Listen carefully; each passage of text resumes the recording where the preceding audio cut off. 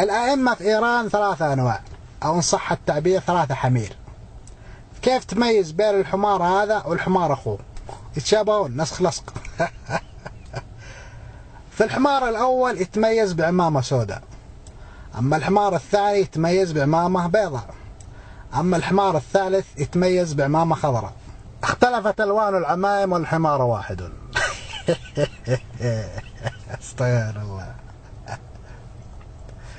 أما الحمار الأول هذا بعمامة سوداء، هذا الحمار الفل كامل، فل ابشن ليمتد.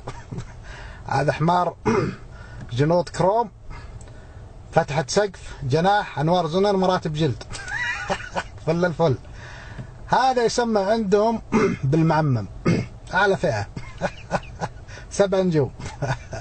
هذا يحق له المتعة في جميع نساء الروافض بدون استثناء، في السر وفي العلانية، ويحق له السرقة وبما يسمى عندهم الخمس.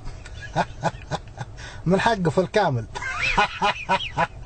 أما الحمار الثاني هذا أبو عمامة بيضاء، هذا حمار جي ال، جنود كروم، مراتب مهمل، وارد الحمراني. هذا يسمى عندهم بالشيخ. هذا يحق له التمتع لكن لا يحق له الخمس أو السرقة، ما يحق لك تمتع بس ما تسرق. أما الحمار الثالث أبو عمامة خضراء، حمار ستاندر طيس. استغفر الله. هذا أقل فئة، وظيفته بس يحرس أضرحة.